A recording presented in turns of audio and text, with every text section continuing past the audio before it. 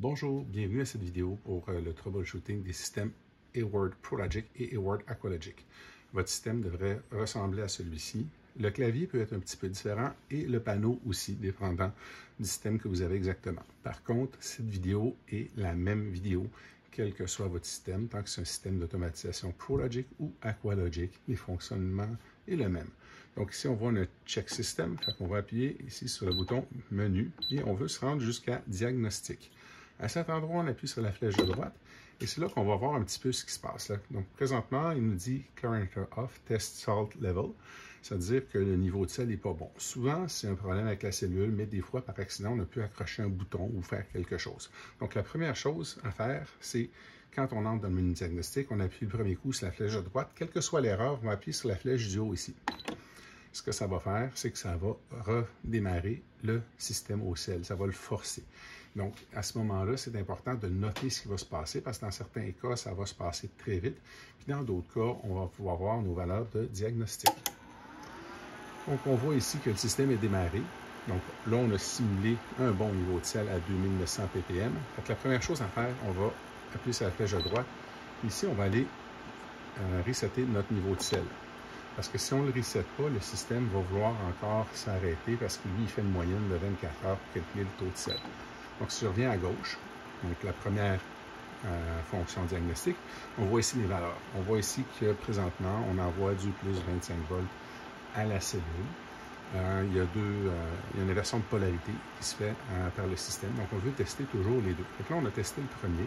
Ce qui est important de noter et de nous envoyer comme valeur, c'est ces valeurs. Donc, le voltage, l'ampérage qui passe dans la cellule, la température de l'eau et le niveau de sel qui est lu.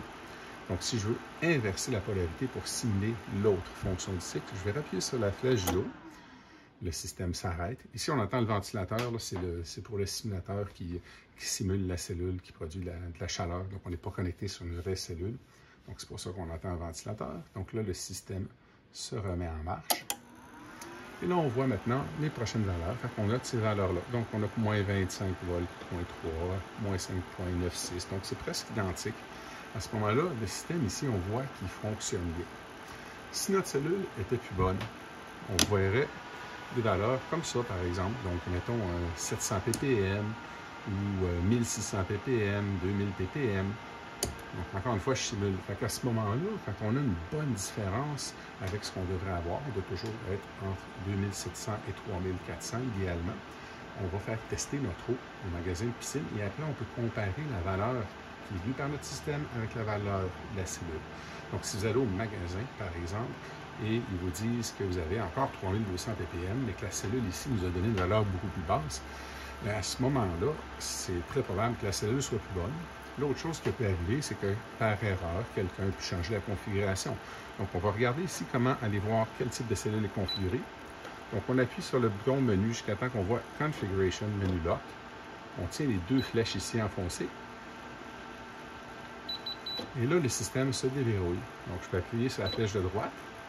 On voit ici Clarinator Config, plus to View and Change. Donc, j'appuie sur le plus. Ici, on voit qu'il est configuré. C'est important qu'il soit activé. Sinon, le système au sel ne fonctionnerait pas. Et ici, on dit OK, on affiche le sel. Le type de cellule est ici. Donc, on voit ici qu'il est configuré pour une T15. Donc, on pourrait changer ça ici pour une T9, T15 ou différentes cellules. Selon le modèle, c'est possible que vous n'ayez aucune configuration dans les anciens aqualogiques. Vous puissiez faire aussi juste T5 et T15, les modèles aussi un petit peu plus anciens. Et les modèles les plus récents de ProLogic, ils font les 4 types de cellules. Donc, il faut vérifier que vous avez le bon type de cellule parce que c'est comme ça qu'est calculé le niveau de sel. On va aller voir d'autres fonctions de diagnostic intéressantes. Donc, je vais retourner ici. Diagnostic menu. Là, on voit que le système au sel fonctionne. Ici, on a le fil. Moi, j'ai mis un jumper pour faire le test. Donc, c'est ce qu'on appelle le flow sensor. Si lui était branché, on le débranche, on va voir que le système va s'arrêter. Il va nous dire qu'il n'y a pas de flow. Donc, vous voyez, Clarinator Off, No Flow. Premièrement, on vérifie que la pompe fonctionne. Ici, on voit que le filter est on. Vous devriez entendre la pompe. Si la pompe fonctionne et que vous voyez cette erreur-là, c'est de vérifier ici si c'est bien connecté. Des fois, le connecteur peut être endommagé, le connecteur du flow sensor peut être endommagé ou le flow sensor peut être endommagé. Donc, la meilleure chose à faire, c'est de tester comme ça. Puis, éventuellement, on peut utiliser un fil qui est permettent de faire un jump pour pouvoir le faire démarrer. Et là, à ce moment-là, si on met ça et que ça fonctionne, on voit que ce n'est pas le board. Si on met un jumper et qu'on voit que ça ne fonctionne pas plus, bien là, le connecteur peut être endommagé, il va falloir réparer le board. Le board pourrait être aussi endommagé.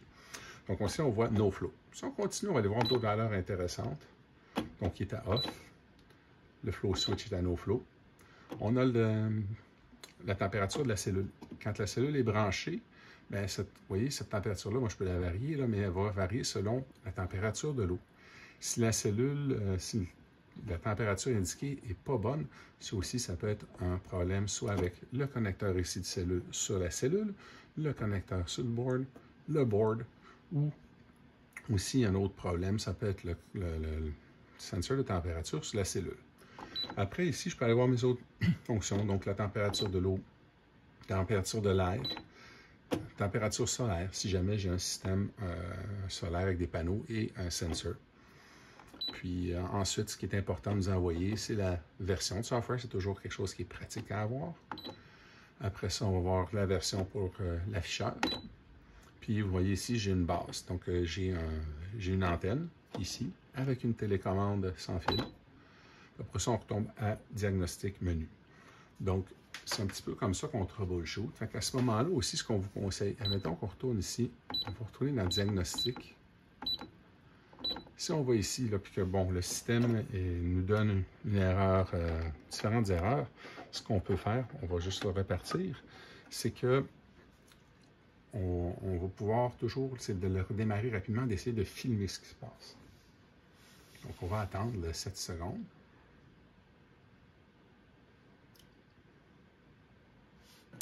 Et voilà, le système est redémarré. Donc ici, bon, on va baisser un peu la température de l'eau parce que le taux de sel influence la conductivité électrique, mais l'autre chose qui influence la conductivité électrique de l'eau, c'est la température de l'eau. Donc, c'est important que notre sensor nous donne la bonne valeur. On a vu, si je simulais avec une température plus basse, on voyait que le taux de sel indiqué était plus haut, je m'excuse. Donc, on peut faire ça. Ici, si le système donnait une erreur, ce qu'on ferait encore une fois, c'est qu'on appuie sur le bouton ici, plus, toujours le bouton plus, puis dès que ça démarre, on essaie de filmer pour voir qu'est-ce qui va se passer. Parce que si on a une erreur no cell power, par exemple, ça va être très rapide comme erreur. À ce moment-là, un no cell power, ça indique qu'il faut regarder à faire réparer le board. Donc, on aurait filmé ça, le système aurait dit no cell power. Donc, c'est tout. Il va y avoir une autre vidéo pour comment retirer le board, pour pouvoir l'envoyer réparer et ensuite comment le réinstaller. Merci.